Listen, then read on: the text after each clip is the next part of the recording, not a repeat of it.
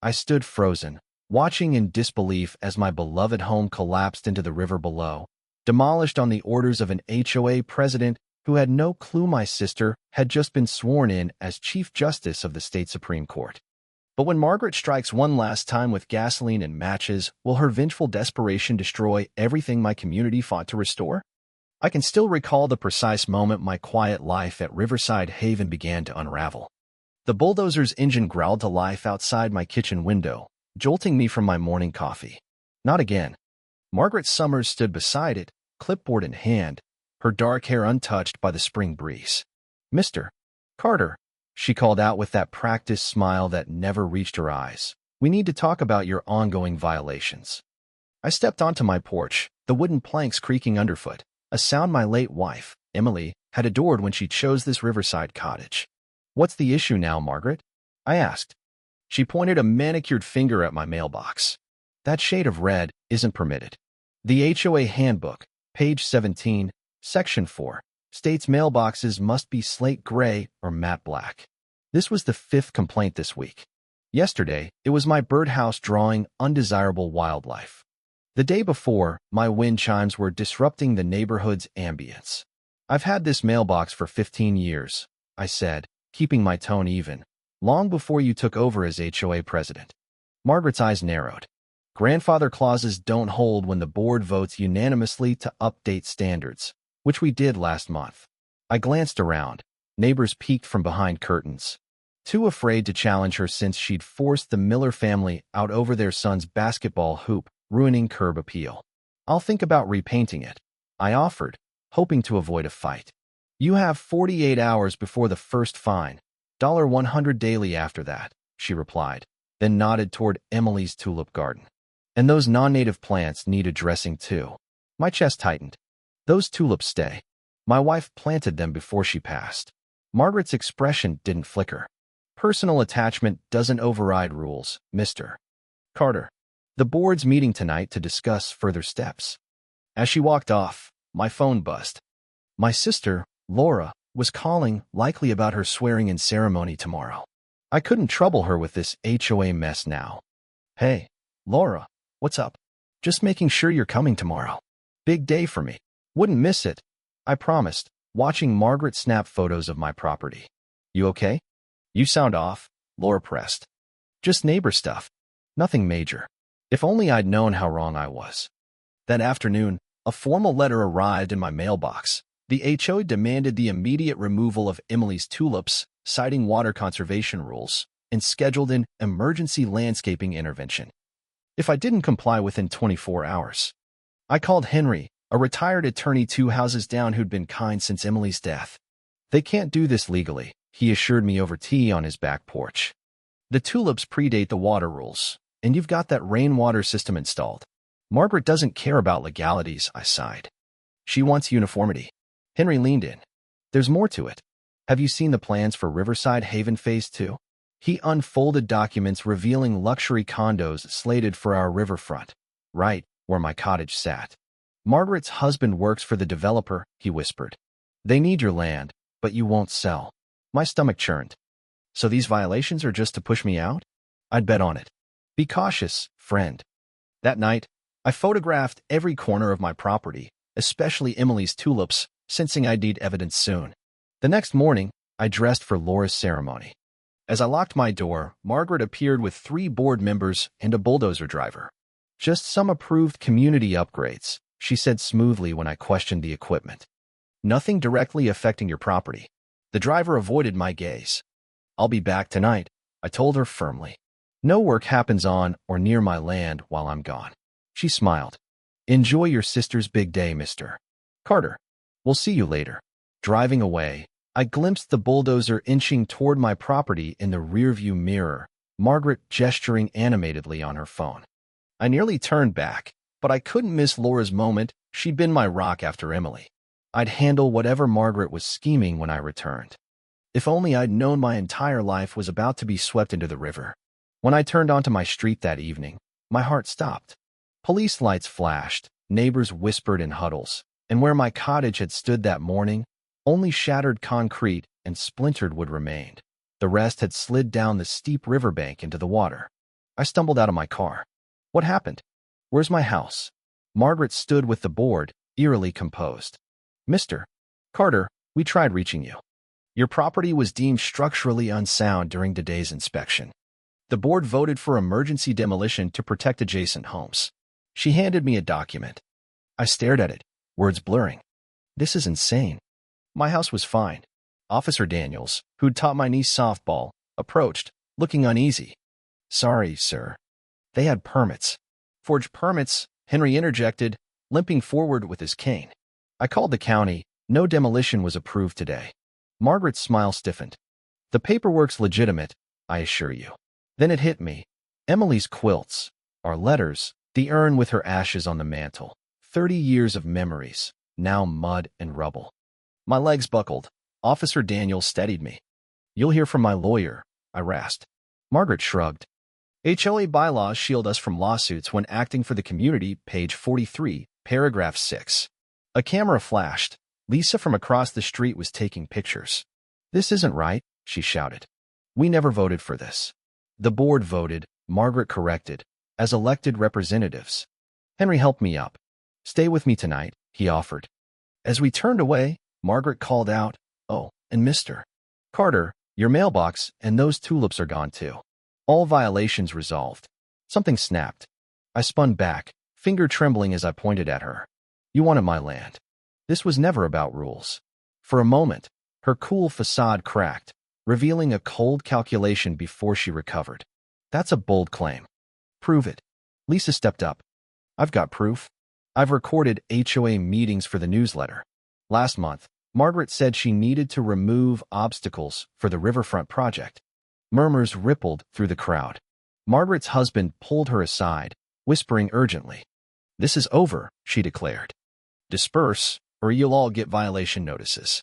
As neighbors drifted off, my phone rang. Laura, worried I'd left her ceremony early. Something happened. I choked out. My house, it's gone. Gone? What do you mean? The HOA bulldozed it. Everything's gone. Emily's ashes, our photos, all of it. Her tone shifted. Don't say more. Don't sign anything. I'm coming. Margaret watched from her porch as I hung up, oblivious to the storm she'd unleashed. That night, in Henry's spare room, I stared out at the void where my home had been for decades. The river's rush seemed to whisper Emily's name. I clutched the only thing I had left, the coat I'd worn to Laura's ceremony, with our wedding photo in the pocket. I'll fix this, I murmured to her image. At dawn, a sharp knock woke me. Henry opened the door to Laura, still in her formal attire from yesterday's swearing-in as Chief Justice. Where's my brother? She demanded, her voice heavy with authority. Margaret chose that moment to step outside, freezing when she saw the official car and Laura's robes. Who's that? She asked her husband, loud enough for us to hear. Henry grinned faintly. That, Mrs. Summers, is Justice Laura Carter of the State Supreme Court. And you just demolished her brother's house. Laura's fury erupted in her chambers. They did what? She roared, slamming her fist on her desk, knocking over a photo of us hiking together. I'd never seen her so enraged. Her face flushed as she scrolled through pictures on my phone. Nothing but debris where my home once stood. Margaret Summers and her HOA flattened my house into the river while I was at your ceremony, I explained, my voice breaking. Everything, Emily's things, all of it, gone. Laura paced, robe swirling. Over wind chimes and a red mailbox? She paused. Did they give you proper notice? Hearings. I shook my head.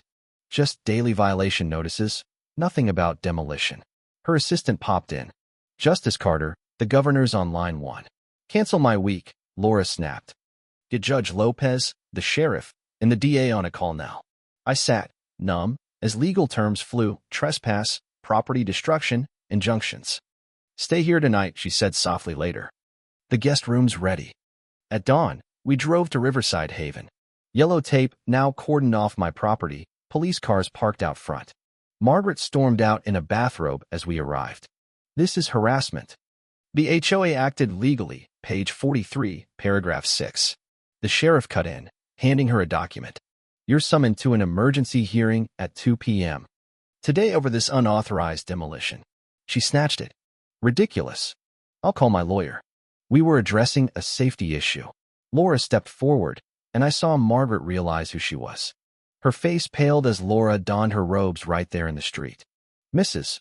Summers, I'm Justice Laura Carter. I've recused myself from your case due to conflict, but every judge in this circuit knows what you did." Margaret stammered, "This is intimidation." "No," Laura said coolly, "this is due process, something you denied my brother." A news van rolled up. A reporter leapt out. "Who called them?" Margaret shrieked. "I did," Lisa said, still in her nursing scrubs. "I recorded the demolition yesterday. I was too scared to stop it, but not to show the world." Margaret retreated, but stopped when detectives approached her door with evidence bags, boxing up her files. "Search warrant," one said, flashing a paper signed by Judge Lopez. An hour later, at the courthouse, I sat behind my lawyer. Laura had found me the state's top property attorney. Margaret arrived with 3 lawyers, smug in a beige suit. "This'll be dismissed," she hissed at me. "My husband knows Senator Brooks." Judge Lopez entered, her silver hair glinting, and fixed Margaret with a stern look. "The demolition of Mr. Carter's home appears unauthorized and possibly criminal." Margaret's lawyer stood. "The bylaws clearly. I've reviewed them," Lopez cut in. "The demolition clause only appears in today's version." "Explain that," Margaret whispered frantically to her team, who looked uneasy. That night, from Laura's guest room, we watched a moving truck at Margaret's house. She was fleeing. "She's running," Laura said, calling the sheriff. Police blocked her driveway as she loaded suitcases into her car. "Assets frozen," Laura explained. "She's stuck here." Neighbors emerged, watching her plan crumble. Would they finally resist her reign, or just spectate? At sunrise, Lisa banged on Laura's door. "Come quick. Everyone's at Margaret's." I raced over to find 30 neighbors encircling her property, holding signs, "HOA abuse ends now," and "Justice for Daniel." Henry explained. "She tried deleting HOA files at 4 a.m. I had alerts set up. I've got backups." He patted a binder. "We're protecting evidence." Lisa joined the chain. "My husband rallied everyone last night." Margaret glared from her window, then shut the curtains. "I should have acted sooner," said Dr. Evans from down the street. "She fined us when my wife was sick because our hedge grew too wild."